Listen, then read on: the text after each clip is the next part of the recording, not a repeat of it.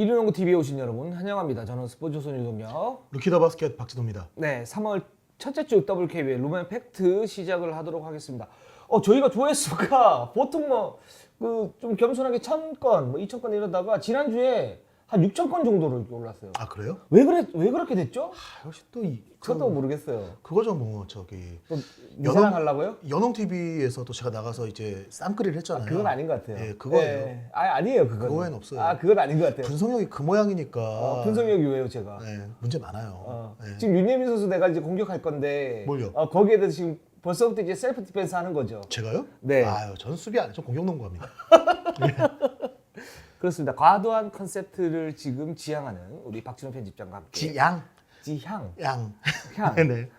3월 첫째 주 WKB의 룸앤팩트 시작을 해보도록 하겠습니다. 믿음을 잃었네요 사람이. 예. 자, 저희가 지금 플레이오프가 시작을 하고 있어요. 하고 있는데 일단 팀 얘기를 하기 전에 댓글 중에 하나를 소화를 좀 하고 갈게요.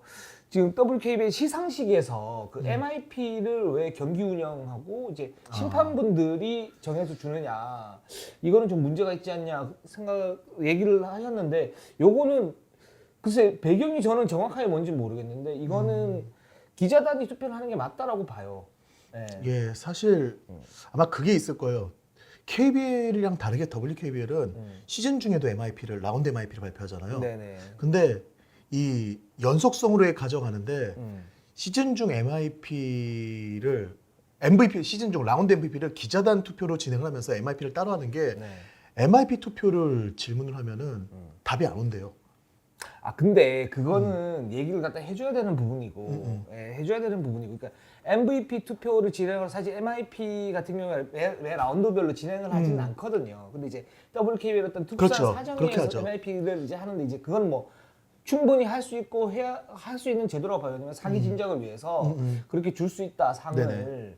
근데 MIP 같은 경우에 이제 이게 뭐가 문제가 되냐면 첫 번째는 객관성. 그러니까 뭐 기자들이 이제 절대적인 객관성을 가진다 이런 부분이 아니고 네네. 심판분들이나 이제 경기 운영하시는 분들은 뭐 거기에 따른 어떤 그런 부분들이 있지 않습니까? 네네. 그러니까 이제 그런 이제 어떤 뭐 그런 그 주관적인 어떤 요소들이 많이 이제 들어갈 가능성이 있기 때문에 MIP 같은 경우에도 뭐 KBL도 그렇고 보통 이제 대부분 다 이제 기자단 투표로 진행이 되고 있고, 그 심판분들이나 뭐 경기 운영하시는 분들이 물론 이제 객관적으로 보시겠죠. 보시는데 시스템적으로 주관성이 들어갈 요소들이 훨씬 더 많기 때문에 그 부분을 이제 기자단 투표로 돌리는 거거든요. 제가 그 말씀드렸던 그 부분은 그러니까 그래서 그게 맞다라는 게 아니라 이 WKBL은 그래서 시즌 중 라운드 MIP를 경기 운영에 뽑았으니까 네. 그 연장선을 이렇게 간 게 아닐까 이렇게 생각을 하는 건데, 그렇죠. 사실은 근데 저도 그건, 예. 예, 그래서 저도 MIP 투표뿐만 아니라 뭐 사실 녹화단을 기준으로 어제 3월 1일 저희 쪽에도 이제 그 시상식 뒷이야기가 컨텐츠가 하나 올라갔는데 네. 거기서 제가 언급을 했지만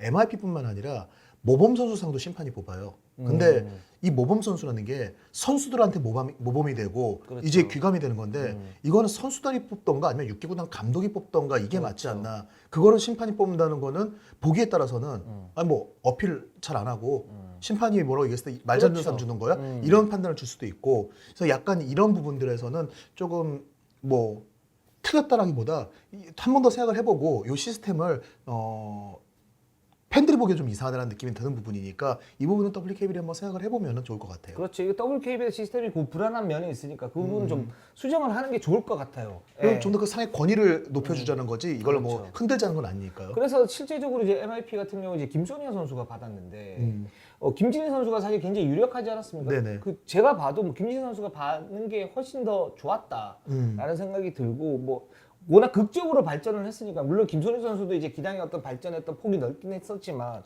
김진희 선수는 지난 시즌까지 제대로 뛰지 못하다가 이제 풀타임 소화를 했기 때문에 뭐 임하나 선수가 없는데 그 MIP를 이제 그렇게 뽑혀가지고 아마 그런 얘기가 나온 것 같은데, 이런 그 시스템의 어떤 불안함 이런 부분 갖다 좀 수정을 하고 가면 좋을 것 같습니다. 그러면 플레이오프 이제 얘기를 갖다 한번 네네. 해보도록 할게요. 자, 우리는 1위, 우리는과 삼성생명 4위, 그리고 KB와 신한은행이 경기를 벌이고 있는데 이게 정말 꿀잼입니다. 꿀잼. 네. 본인이 원하는 세상이 왔어요? 또 공산농구 하려고 그랬죠. 그게 아니잖아요. 그러니까 그러면 그냥 이전 전선을 끝나고 좀 밋밋하게 그냥 그렇게 끝나는 걸 원하는 거예요, 박진호 편집장은? 그거는 뭐 저희가 보이지 않는 손으로 적용할 수는 없는 거니까요. 전 수비대를 맡기겠습니다. 잠깐만요. 보이지 않는 소리 여기서 왜 나와요?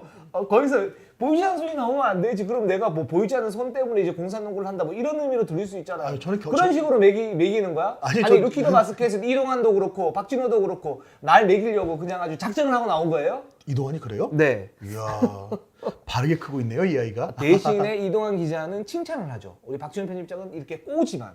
그러니까 당근과 채찍 한 병씩 와가지고 번갈아가면서 이동환이 더 저조잖아요. 당근 더 많이 받네. 좋겠네. 제가 무슨 수련생도 아니고 왜 제가 당근과 채찍을 받아야 약간 됩니까? 당나귀상이. anyway, 잠깐만 여기서 더 하면 네네네. 계속 나갈 것 같으니까 자, 우리은행하고 삼성생명이 지금 1승 1패를 기록을 하고 있는데 네. 자, 1차전에서 우리은행이 74대 69로 승리를 갖다 거뒀고 2차전에서 72대 76 삼성생명이 승리를 거뒀는데 여기서 지금 삼성생명의 어떤 힘의 어떤 우위 이런 부분이 살짝 보입니다. 굉장히 이변 가능성이 있어요. 좀 상상하지 못했던 장면인데 뭐 대부분의 전문가들이 삼성생명이 힘을 발휘하지 못할 것 같다는 생각들을 많이 했었고 네. 사실 뭐 저도 저희 그 루키 더 바스켓에서 플레이오프 프리뷰에서 6명이 전부 다 2대0 우리은행 승리를 딱 예상했다가 예, 실시간 농알못으로 박제당하고 있습니다. 죄송한데 그 농알모 첫 번째 박진호, 아 정선민 의원이요. 우리 정선민 의원도 있고 김은혜 의원. 김은혜 의원도 있고 네. 또 그리고 정진경 의원. 정치경 의원도 있고 저 네. 이동환 원석연. 아이고 어떡합니까? 어떡해요? 김은혜 의원이 지금 오늘 아이고. 내일 출산 예정인데 지금 네. 아니 나 루키 더 바스켓은 별로 걱정을 안 해. 뭐 원석연, 이동환, 박진호 네. 뭐 그럴 수 있다고 쳐요. 자생력이 있죠 저희는. 아니 우리 정선민 의원, 김은혜 의원, 정진경이 모두 이제 세 분 모두 뭐 연홍에 대해서 굉장히 해박하신 분들인데. 근데 그런 것 네. 같아요. 그 사실 저희가 방송에서도 라운드 막판에 많이 걱정을 했던 게 삼성이 플레이오프 데뷔가 지금 돌아가고 있는 게 맞는데 그럼에도 불구하고 어떤 걸 가져가려고 하는지 대략적으로 보이지만 디테일한 게 맞아가지 않고 있다. 이거 좀 불안하다는 얘기들을 많이 했거든요. 근데 그 하려고 했던 것들에 비해서 가장 달라진 거는 우리은행을 상대로 힘 대 힘으로 붙는 그 파워와 활동량, 체력 싸움 이런 부분을 삼성이 과연 이렇게 끄집어내서 들고 나와서 우리은행과 맞부딪힐 거란 예상을 하기가 쉽지 않았거든요. 근데 그게 이제 이제 요소들이 있는 거죠. 저는 첫 번째는 임금배 감독의 발상 전환 이 부분이 있다고 봐요. 그러니까 스몰볼. 그렇죠. 그러니까 임금배 감독이 사실 이제 5, 6년도 우리가 보면서 의구심을 가졌던 게 왜 저렇게 벤치진을 많이 돌릴까? 특히 그쵸. 6년도 마지막에는 김한배 배현을 중심해서 코어를 중심으로 해서 뭔가 이제 베스트 5를 탄탄하게 만들어야 되지 않냐.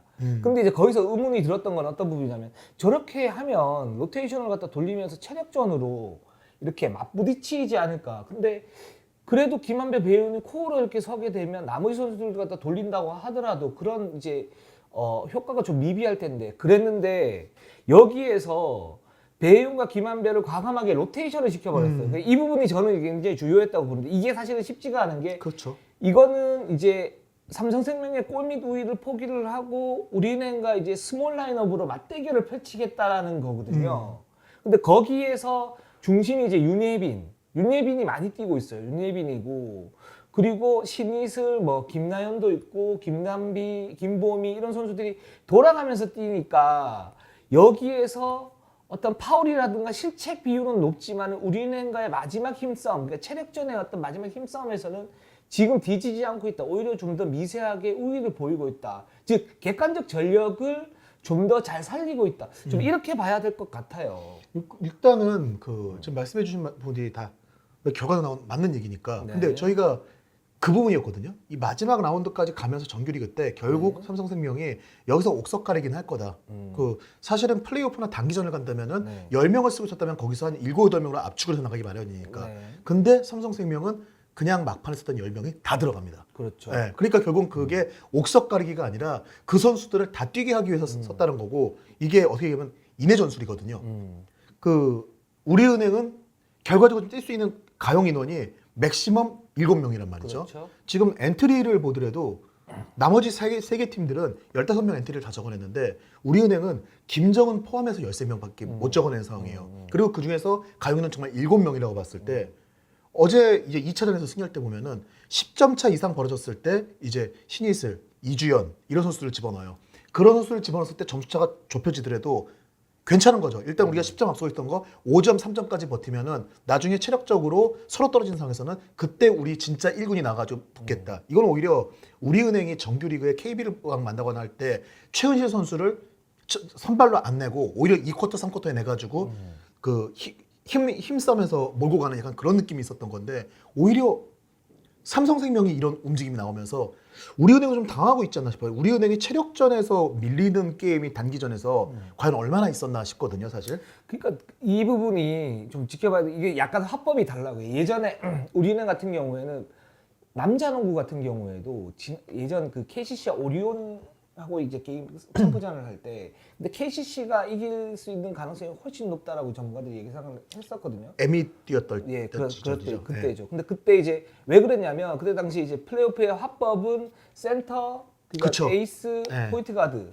이렇게 났을 때 이 팀을 이기기 힘들다 필요해서 근데 오리온이 이제 스몰볼로 박살을 내버렸죠. 그렇죠. 그러면서 이제 화법을 좀 트렌드가 좀 바뀌었는데 지금 그 올 시즌 같은 경우에도 삼성생명이 어떤 이제 트렌드의 이제 변화가 있냐면 이전까지는 6명, 7명이 돌아가면서 뛰면서 그 선수 베스트 5 위주로 총력전을 해서 거기서 힘대결을 했단 말이에요. 그리고 네네. 거기에서 조직력을 잡고 거기에서 실책을 줄이고 뭐 조직력을 극대화시키면서 이제 승리하는 그런 화법이었는데 모든 팀들이 대부분 팀들이 근데 삼성생명 같은 경우는 지금 좀 다른 게 뭐냐면 10명씩 쓰잖아요. 이게 3전 2선승제이긴 하지만 물론 이제 뭐 배혜윤 선수가 약간 이제 부상당한 그 폼이 좀 떨어진 부분 이런 부분이 있지만 기본적으로 배혜윤, 김한별 이코로는 쉽지는 않다. 즉 이제 한 명을 돌아가면서 그 중심을 박아놓고 거기에 4명이 연달아 가면서 뛰면서 한 10명 정도 이렇게 하는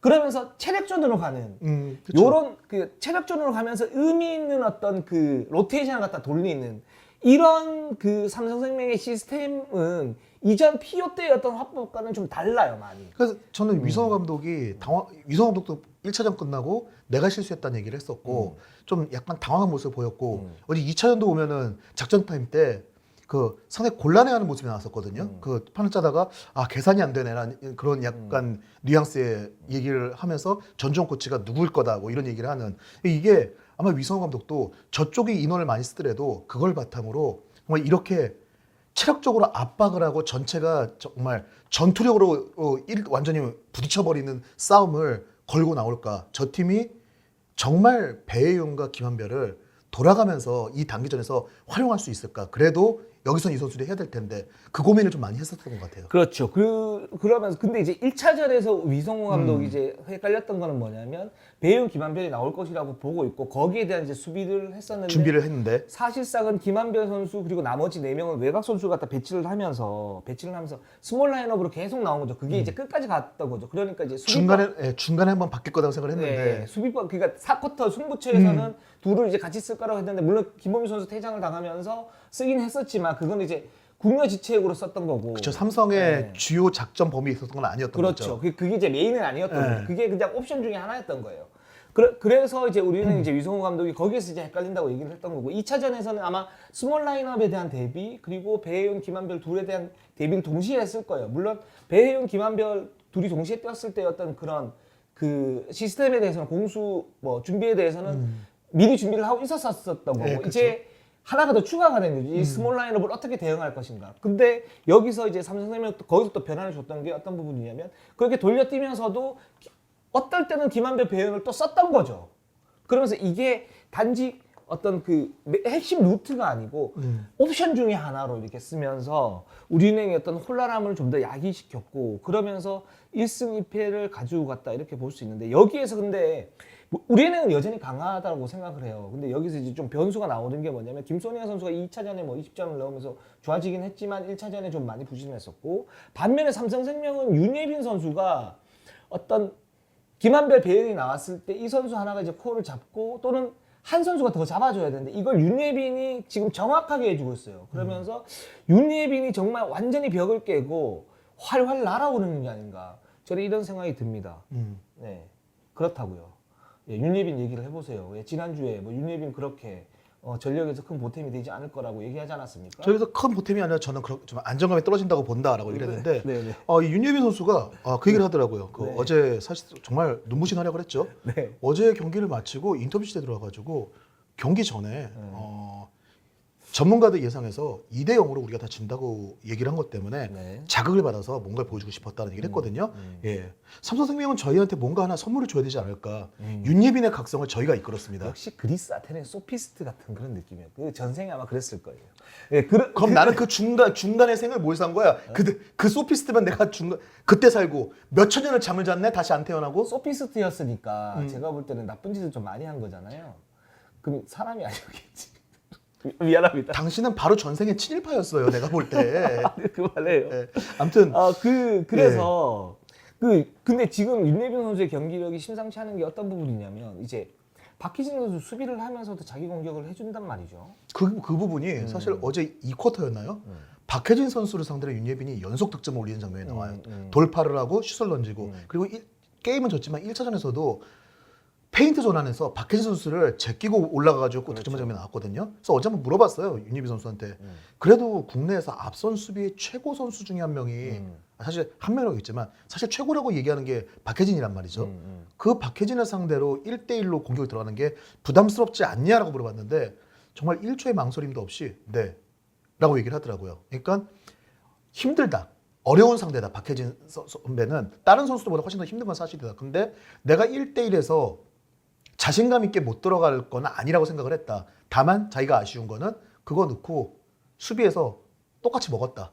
그게 아쉽다라는 얘기를 했거든요. 그러니까 본인은 그러니까 이게 뭐 박혜진 선수를 뭐 윤예빈 선수 무시한다는 얘기가 아니라 윤예빈 선수가 박혜진은 사실 리그 최상급 선수를 상대로 주눅들지 않고 게임을 그렇게 하고 있다라는 게 삼성으로서는 상당한 의미가 되거든요. 그게 우리는 이제 객관적인 전력이었던 그 열세 이런 부분도 있어요. 어떤 부분이냐면 우리은행에 저희가 이제 뭐 얘기를 할 때 정규리그 우승이 사실 기적이다 이렇게 얘기를 했는데 뭐 우리는 했다 뭐 이런 평가도 있지만 사실 전력만 놓고 보면 이게 우승이 말이 안 되는 거거든요. 눈에 보이는 약점이 분명히 있는 팀이죠. 그렇죠. 그리고 김정은 선수가 시즌 아웃 됐기 때문에 여전히 이제 박혜진에 대한 의존도 그리고 박지원 선수 잘해주고 있고 뭐 최은실 다 괜찮지만 전체적인 객관적 전력이 그렇게 좋은 편은 아니고 상대를 압도하는 그런 전력이 아니란 말이죠. 근데 이 상태에서 윤예빈이 박혜진과 맞대결을 했을 때 공격에서는 윤예빈이 실수만 하지 않으면 박혜진에게 어느 정도 득점을 뽑아낼 수 있는 그런 기량을 가지고 있어요, 윤예빈 선수가.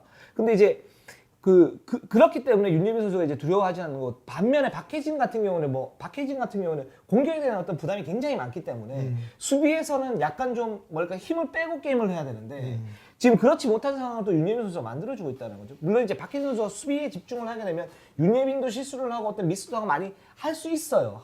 3차전에도 그런 변수는 분명히 있는 거고. 근데 지금 1, 2차전까지만 놓고 본다면 윤예빈 선수가 이제 어떤 그 리그 정상급 가드로 필적할 만한 그런 수준까지 왔다. 이렇게 보고 있고 그 부분이 굉장히 고무적이고 삼성생명은 사실은 정규리그 때도 이제 이렇게 돌리면서 제가 볼 때는 쭉 가지고 갔다면 훨씬 더 전투력이 좋지 않았을까. 근데 그때는 뭐 백업 선수들이 이제 올라오지 않은 상태니까. 그러면서 저는 임금배 감독이 사실 5, 6라운드에 어떤 생각을 하고 계실까 그랬는데 정말 다 계획이 있구나. 이런 생각이 좀 들었습니다. 일단 우리은행은 아까 말씀하신 것처럼 김소니아 선수가 2차전에 22점을 득점했거든요. 네. 근데 저는 솔직히 김소니아 선수가 좋아졌다는 느낌은 별로 안 들어요. 그렇죠. 저도 마찬가지예요. 그러니까 슛이 좀 들어갔을 뿐이지 기본적인 몸놀림은 여전히 좀 안 좋았고 22점을 넣었지만 2점 야투가 어제 14개 중에 아마 3개가 들어갔을 거예요. 그렇죠. 그게 이제 그 슈팅 밸런스가 굉장히 많이 불안합니다. 그래서 어제도 승부처에서 마지막 골밑 못 놓친 게 그냥 단순한 실수가 아니고 이제 슈팅 밸런스가 어지럽기 때문에 나오는 어떤 그 결과물이거든요. 그렇죠. 그래서 이 김소니아 선수의 부진이라는 이 부분이 계속되고 있는 거. 그리고 우리은행은 1번전에서 김진희 선수가 어쨌든 리그를 잘 버텨줬거든요. 네. 근데 이제 정규리그와 단기전이 좀 다르다는 게 이미 이 1번 자리에 김진희 선수를 마음 놓고 맡길 수 없는 좀 애매한 상황이 돼버렸다는 거죠. 대놓고 시도하는 세깅 수비에서 김진희 선수가 사실 좀 담대하게 대응을 해줘야 되지 않냐라고 하지만 사실 풀타임 주전이 처음인 시즌에 정규리그 때도 3점 성공률이 19%, 2점 슛까지 합쳐도 23%밖에 안 됐는데 네. 상대는 대놓고 세깅이라고 몇 개가 안 들어간다. 자신감이 떨어질 수밖에 없거든요. 근데 이 자리도 우리은행이 완벽하게 대체를 해줄 수 있는 선수가 없죠. 그러니까 홍보람 선수가 나오고 이런 식으로 돌아가다가 마지막에 다시 근데 그렇죠. 수비할 때는 오히려 또 미스매치를 당한단 말이에요. 리그 정규리그 때도 발생할 수 있었던 이 문제를 해결해줬던 게 우리은행의 조직력과 활동력이었거든요. 그렇죠. 근데 결정적으로 활동력 싸움에서 삼성이 지금 이기고 들어오고 있으니까 우리은행으로서는 상당히 몰린 상황입니다. 그리고 그런 상황에서 전체적으로 아까 박혜진 선수가 공격에 부담 말씀하셨는데 어제 2차전 보면서 좀 놀랐던 게 박혜진이 3쿼터에 체력적으로 힘들어하는 모습을 보인 적이 이전에 있었나 싶었던 생각이 들었었거든요. 결국은 박혜진이 이 핵심인데 박혜진이 먼저 좀 지치는 모습이 나오게 되면은 정말 우리은행은 모터가 이제 죽어가는 거나 마찬가지이기 때문에 이 부분을 이제 어떻게 3차에서 해결할지 좀 관심이 될 것 같아요. 그렇죠. 그게 굉장히 중요한 건데 이게 삼성생명이 로테이션 돌리면서 효과 중에 하나가 뭐냐면 상대 중심 선수를 계속적으로 압박을 하면서 쉬어가는 타이밍을 만들지 않는다는 그렇죠. 거. 이게 굉장히 중요하고. 그래서 3차전에서 핵심은 윤예빈이 과연 기복이 있는 선수예요, 이 선수가. 맞아요. 예. 그렇기 때문에 경기 중에도 기복이 나오는 선수죠. 그러니까 이 선수가 과연 1, 2차전에 어떤 경기력을 유지를 할 것인가. 지금 너무 잘해주고 있는데 지금 올해 끝나고 할 FA인데 것인가. 막 몸값이 막 올라오고 있어요 지금. 할 것인가? 예, 좋겠다. 내 몸값은 안 올라가는데. 우리는 안 되는데. 우리는 I'm still hungry. 예. 윤예빈 화이팅. FA 선수들 모두 대박 나시기 바랍니다. 윤예빈 선수 참 좋아합니다. 근데 이래야 될 선수였어요. 사실 2년 동안 부상에 있었는데 이래야 될 선수였고. 제가 윤예빈 선수 좋아한다고 하는 거에 대해서는 뭐 금사빠니 뭐 이런 얘기 안 하겠습니다. 그건 맞습니다. 왜요? 되게 좋아합니다. 좋아합니다. 예. 예, 좋아합니다. 뭐 예. 이소희, 윤예빈, 강미슬, 정예림, 강유림 좋아하는 선수 너무 많아요. 이경은, 한채진. 그러니까 싫어하는 선수를 얘기해 보세요. 시현 선수가 없어요. 그래요? 별로 없어요. 박진호. 선수 아니에요, 저. 네, 뭐 그렇습니다. 그래서 그 3차전에서 변수는 이제 윤예빈 선수가 그런 기복 계속 유지를 할 것인가 이 부분 네네. 하나 하고 그다음에 두 번째로는 김소니아 선수가 어떻게 좀 네, 맞아요. 폼이 올라올 것인가. 그리고 저는 우리은행의 또 다른 변수는 김진희 선수가 여기서 3점슛 한두 방 정도만 가동을 해준다면 한 8개, 1개, 9개, 2개 뭐 이 정도로 그건 정말 큰 차이가 나죠, 사실은. 그렇죠. 그 부분이 저는 3차전의 핵심 중에 하나로 봐요. 중간에. 사실은 또 그것도 문제 같아요. 들어가느냐보다 던질 수 있느냐. 분명 위성도는 던지라고 할 거예요. 그렇죠. 예. 근데 대놓고 세깅을 한 상황에서 그게 맞아버리면은 세깅을 한 팀도 이 선수 하나 들어갔다고 두 번째로 들어간다는 보장 없어라는 걸 알지만 그 수비가 견고하게 이루어지지 않거든요. 지금 우리은행이 삼성님의 힘으로 밀린다라는 거를 지금 선수단 전체적으로 저는 알고 있을 거라고 봐요. 그쵸. 그렇기 때문에 여기에서 김진희 선수를 기용하는 게 실보다 득이 많다라고 본다면 김진희 선수는 무조건 석점 라인에서 던지라라고 계속 얘기를 하고 그러니까 벼랑 끝 전술을 쓰는 거죠. 저는 그럴 거라고 봅니다. 위성 감독이 어제 경기를 패하고 나서 결국 구력의 차이였다고 얘기를 했거든요. 네. 근데 저는 구력의 차이라기보다는 체력의 차이라는 생각이 들었어요. 객관적 전력의 차이가 있어요. 저는 제가 볼 때는 삼성생명이 객관적 전력이 그러니까 나쁜 팀이 아니죠. 우리가 왜 시즌 전에 뭐 2강을 가장 흔들 수 있는 다크호스라는 그렇죠. 얘기를 했었죠. 오히려 더 능가하는 부분도 있다라고 얘기를 했는데 이제 그거를 로테이션 멤버들을 잘 키우면서 그런 전력이 올라왔어요. 그래서 저는 1차전 그 1쿼터 딱 보고 와 이거 정말 선생님이 정말 만만치 않겠구나. 저런 식으로만 계속 간다면. 그런데 이제 쭉 가더라고요. 그래서 와 이게 힘 차이가 있어서 사실 1차전에 진 게 아니고 1차전에는 삼성생명이 어쨌든 피오 때 로테이션을 돌리면서 실수가 좀 더 많았고 네네. 이제 이런 부분이 아마 정상적으로 간다 그러면 2차전에는 정말 우리는 쉽지 않을 수 있겠다 그랬는데 실제로 그런 결과가 나왔어요. 지금 계속 삼성에서는 뭐 윤예빈 선수 얘기만 계속 나왔는데 네. 뭐 이 외에도 사실 김보미 선수 2경기에서 투혼 대단했고요. 그렇죠. 저 어제 경기 정말 본인 스스로 내 농구 인생의 마지막 경기가 오늘일 수도 있다는 생각으로 뛰었다고 하는데 정말 팀의 최고 고참이 정말 몸이 너덜너덜해질 정도로 몸을 던지는 플레이를 하는데 어린 선수들이 안 뛸 수가 없는 그 동기부여를 해줬고요. 네. 그리고 1차전에 가장 3차전에 미쳤던 선수 김단비 선수였거든요. 그렇죠. 네, 김단비 선수가 1차전에 23점을 넣었는데 제가 김단비 선수 농담으로 그랬어요. 2차전은 힘들겠는데? 라고 하니까 왜요? 라고 해서 약간 후지산 느낌이야 라고 얘기를 했어요. 예. 한 번 터지면 다음 폭발까지 시간이 좀 필요해 라고 얘기를 했는데 정말 3점이 안 들어갔는데 좀 안타까웠던 게 삼성이 10점 차를 만들었고 골이 안 들어갔을 때 이쪽 왼쪽 코너에서 김단비 선수가 완벽한 오픈 찬스가 나왔는데 그게 안 들어가고 연이어 최은실의 3점이 나오면서 점수 확 줄었거든요. 네. 이 3점 2개 오픈 찬스까지 해가지고 이걸 놓치면서 김남희 선수 경기 중에 머리를 쥐어잡을 정도로 되게 힘들어했거든요. 그 다음 경기 KB와 신한은행 경기를 한번 가보도록 하겠습니다. 네. 자, 이 경기가 지금 오늘이 저희가 2일날 녹화를 하는데 오늘 오후에 그렇죠. 2차전이죠. 네, 2차전이 열립니다. 그래서 2차전 결과에 따라 가지고 어떻게 될지는 모르겠지만 일단 KB가 1차전을 승리를 갖다 거뒀는데 신한은행이 만만치 않은 모습을 보여줬어요. 네네. 네. 전체적으로 신한의 컨셉 뭐 정수리 냄새 맨소리담이 아니었어요. 아, 네, 그렇죠. 예. 네, 그, 그건 뭐 이제 농담으로 한 거였고. 뭐 네. 하지만 그 미디어데이에서 왜 그랬어요? 뭐요? 아 미디어데이 때? 네. 아 그 질문. 예. 근데 아니 저는 감동적이었어요. 뭐가요? 그러니까 신한은행 그 정상일 감독이 맨소라 그 머리를 네. 안 감게 하겠다. 그리고 맨소라담을 바르고 나오겠다. 이런 배수진을 치겠다. 박주희세에 대한 대비는 이거다. 아니 미디어데이는 기본적으로 이제 그 어떤 전술을 갖다 얘기하는 전술 얘기 잘 안 해주잖아요 감독들이 사실 뭐 이렇게 했을 때 지역 방송 썼을 때 어떻게 합니까 그러면 네네. 거기서 아뭐 최선을 다했고 이 부분을 갖다 영업 비밀입니다라든가 아니면 저희가 뭐 지역 방송에서 활동량을 높이겠습니다 이런 추상적인 얘기만 하잖아요. 그러니까 미디어데이는 이제 그런 기본적인 전술 점검 외에 어떤 유머 그죠? 그리고 거기에 대한 해악 이런 부분이 들어가줘야 되는데 정상인 감독이 정확하게 들어갔다는 거죠. 그래서 저는 그게 감동적이어서 아 정상인 감독 굉장히 감동적이었는데 나머지 세 개 팀 감독님은 없나요? 라고 얘기를 했던 거예요. 그래서 임금배 감독님이 나는 그런 사람이 아닙니다. 예. 아 그것도 웃겼잖아요. 아, 뭐 나쁘지 않았는데 그 감독님한테 왜 개그를 요구해요, 감독님한테? 아 그러니까 미디어대는 원래 그런 자리예요. 그래서 본인도 이류농구에서 못 웃기면서. 그건 엄청 웃기죠. 엄청 웃죠. 거기에서 그래서 그 진행자분 KBS 김기용 아나운서요. 김기용 아나운서가 제가 그렇게 말을 하자마자 물이 만난 듯이 원래 이제 기자들이 거기 가면 이제 미디어들이 질문을 뭐 많이 안 하니까 진행에 어려움을 얻는데 제가 딱 이렇게 얘기를 딱 하니까 김기용 사회자가 반색이 나는데 자 한번 얘기를 한번 해보십시오. 딱 이렇게 나왔던 거예요. 저는 컨셉에 딱 맞게 얘기를 한 거지. 제가 방송을 딱 보다가 질문에 갑자기 역시 유동현 기자 딱 잘했어. 나오는 순간에 깜짝 놀라죠.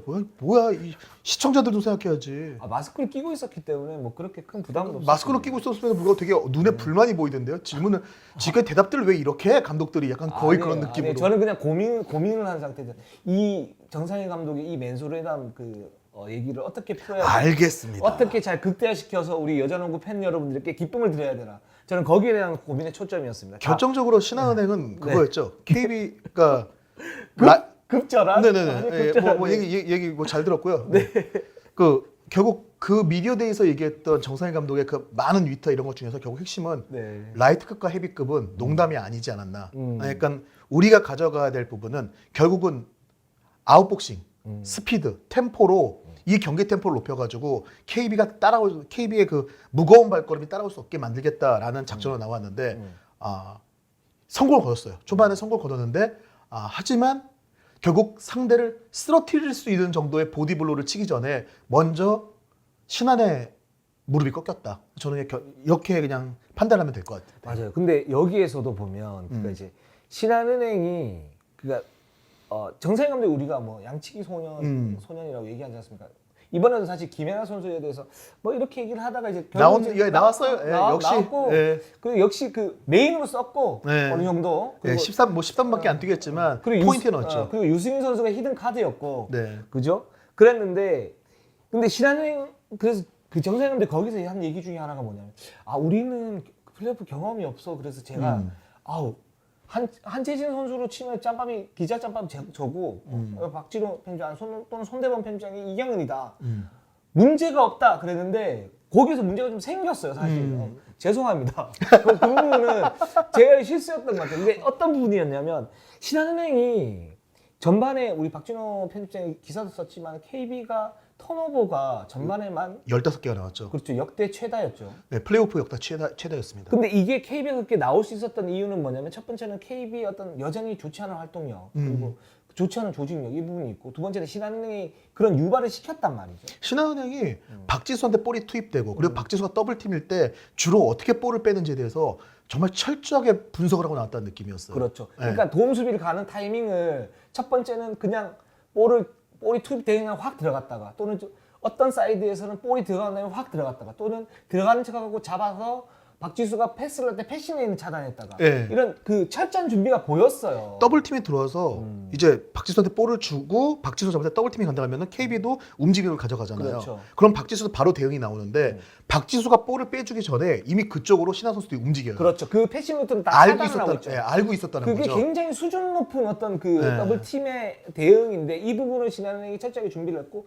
그리고 수비에서 박정현 편집장이 얘기한 것처럼 아 좋은 대응이 있었다. 네네. 근데 문제는 공격이었어요. 공격이 그 실책을 차단한 이후에 상대 바디블로를 완전히 매기기 위해서는 거기서 메이드가 돼야 되는데 메이드가 사실 정규리그 때는 신한은행이 그런 모습이 없었는데 이날따라 유독 실수가 많았어요. 속공 8개 중에 6개를 실패했죠. 그렇죠. 그러니까 네. 거기에서 한 두세 개 정도만 평균적으로만 잡아서 두세 개 정도만 갔어도 제가 볼 땐 전반이 한 10점 정도로 벌어지면서 흐름이 신한 쪽으로 확 기울고 거기에서 게임을 완전히 잡고 가는 그런 게임이 될 수 있었는데 그게 아마 정규리그 때도 그 신한은행이 KB를 이겼을 때 보면은 그렇죠. 전반을 벌려놔요. 근데 그렇게 벌려놔도 3쿼터나 4쿼터 초반에 KB는 따라옵니다. 그렇죠. 근데 그 상황에서 따라잡히더라도 벌어놓은 점수이기 때문에 마지막 싸움에서 갈 수 있는 건데 그렇죠.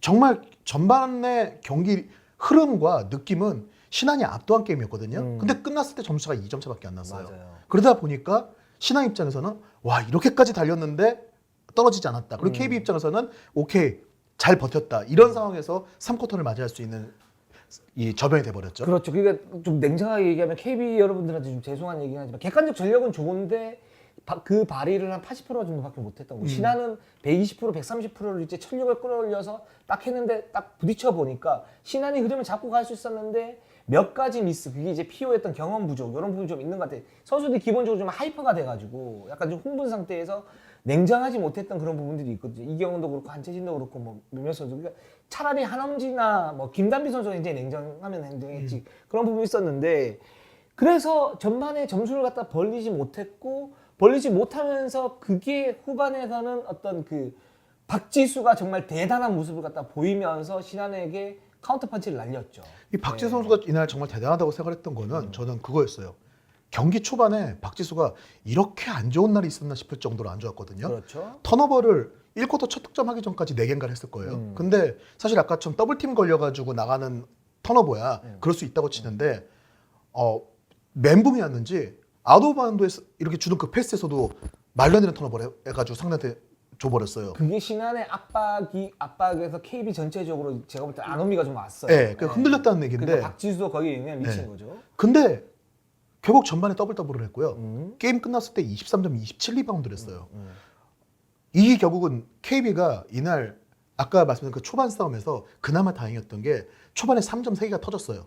그게 터지는 바람에 좀 그 3점 3개로 가던 그 9점이 상대한테 몰리는 가운데서도 그 따라가는 점수에 기반은 될 수 있었거든요. 근데 이후로 또 3점이 안 터져요. 외곽이 다 잠잤는데 박지수의 27 리바운드, 신한은행 경기 전체 리바운드가 27 리바운드였거든요. 그렇죠. 이 차이는 정말 어마어마했던 건데 아, 그리고 특히 그 뭐 기록도 기록인데 네. 전체적으로 놓고 이제 수비에서 박지수 선수가 얼마나 영리했냐면 수비에서 그러니까 상대의 미스매치가 올 거를 알고 거기서 도움 수비를 줄 때가 있어요. 그러니까 미스매치가 있으면은 세깅인 듯 세깅 아닌 세깅 같은 너. 뭐 이런 식의 이제 이걸 내가 왜 수비를 받아줬지? 하고, 그렇죠.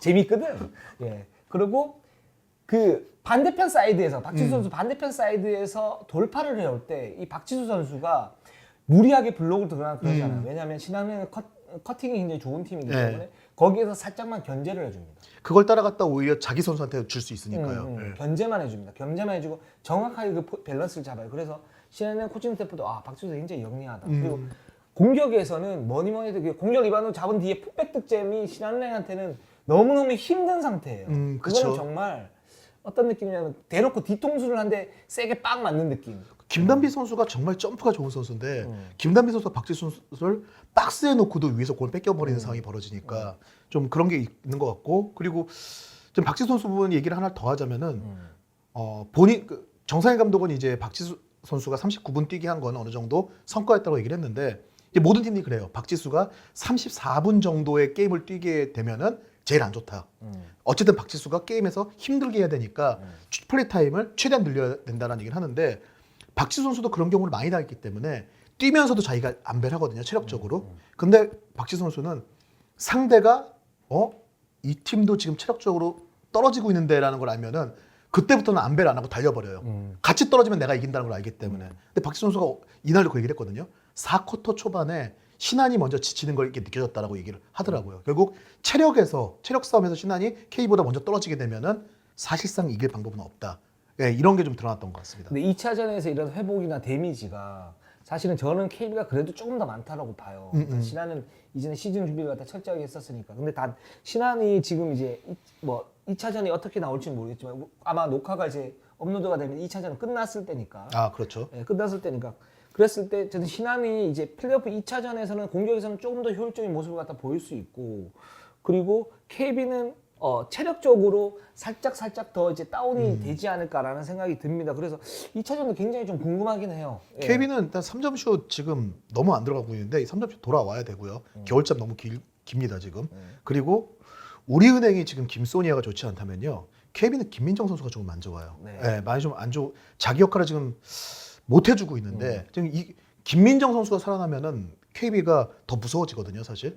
가장 위력적으로 결국 박지수 선수가 안에서 트랩 걸렸을 때 외곽으로 빼주고 외곽에서 던지는 가장 단편적인 건데 김민정 선수가 살아나면 안으로 잘라 들어오는 움직임부터 해가지고 여러 가지 것들을 해줄 수 있는데 이 장점을 갖고 있는 김민정 선수가 사실 리그 후반부터 좀 하락세거든요. 그래서 김민정 선수의 좀 플레이 이런 회복이 좀 필요할 것 같아요. 근데 김민정 선수는 저는 변수라고 봐요. 그게 정규리그 때도 사실 입증하지는 못했고. 그렇죠. 왔다 갔다 했죠, 좀. 그러니까 예. 박지수하고 이제 호흡이 잘 맞기 때문에 거기에 대해서 나오는 커팅 득점 이런 득점이 굉장히 좀 인상적이었지만 이 선수가 안정적인 어떤 석점이나 미드레인지 점퍼나 이런 부분들이 지금 없기 때문에 게다가 이제 신한은 그런 이제 박지수 선수의 그 패싱 루트를 차단을 잘하고 있기 때문에 김민정이 그 변수는 맞아요. 박지수 네. 선수가 얘기했던 변수는 맞는데 큰 역할을 할까요? 큰 역할을 하게 되면 KB가 이기겠죠. 그렇죠, 맞아요. 예. 근데 신한은행은 그런 지점, 김민정이 가장 잘할 수 있는 그런 지점에 대한 수비는 1차전에서 철저하게 준비를 했기 때문에 이 부분은 좀 변수라고 좀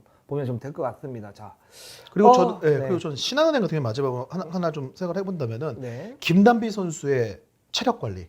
김단비 선수가 정말 잘하는 선수고 이날도 위력을 보여줬어요. 네. 근데 공격에서 김단비의 역할을 극대화시키려면은 수비 부담을 줄여줘야 되거든요. 근데 김단비가 수비에서 박지수하고 계속 컨택이 되다가 공격까지 왔다 갔다 하게 되면은 체력적으로 후반에 힘들 수밖에 없어요. 그 지난 경기도 정말 잘했는데 3쿼터 중반에 이미 8리바운드 9어시스트였는데 마지막 13, 4분 동안 리바운드 2개 어시스트 하나 더 한. 결국 이건 뭐냐면 마지막에는 김단비 선수 너무 힘들었다는 얘기거든요. 결국 에이스인 김단비가 마지막 승부처에서 그 에너지를 가지고 농구할 수 있는 조건을 신한이 어떻게 만들어 놓냐. 어쨌든 더 뛰는 농구를 해야 되는 팀인데 이 부분이 좀 재미있는 요소가 될 것 같아요.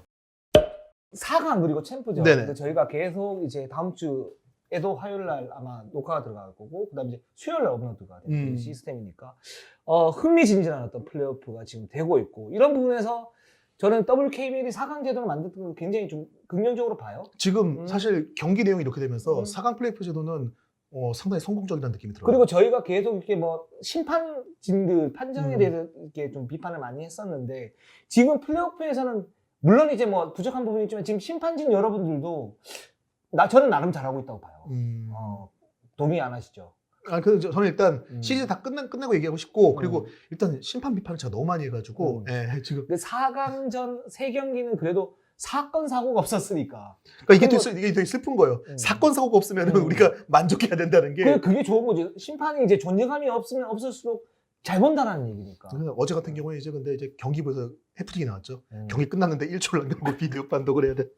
뭐 그럴 수 있어요. 네, 뭐 어쨌든 그건 경기 결과에 영향을 미치는 게 아닌 해프닝이니까 그렇죠. 이런 건 다음부터 조절하면 되는 거니까. 그래서 심판진 여러분들도 지금 뭐 잘하고 계시니까 이렇게만 좀 해주시면 좀 집중해서 이제 마지막까지 좀 이렇게 완주를 하면은 시즌 내내 좀 불만이 많았던 부분들도 좀 좋은 쪽으로 얘기될 수 있도록 마지막까지 힘내시기 바랍니다. 선수들 심판진 여러분들 참 고독한 직업입니다. 그래서 뭐 지금 잘하고 있는 부분들은 잘하고 있다라고 여자농구 팬 여러분들도 좀 얘기를 좀 해주세요.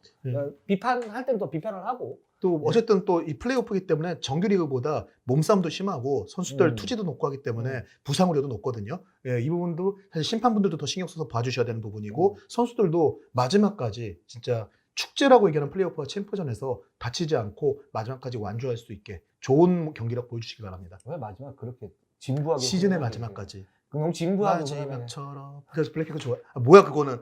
아, 그 몸서리는 뭐야 지금? 아 댄스 좋아. 혐오스러웠어요 지금. 자 오늘 방송은 여기까지 하겠습니다. 저희는 항상 최선을 다했습니다. 자 네이버 유튜브 구독 좋아요, 알람. 감사합니다.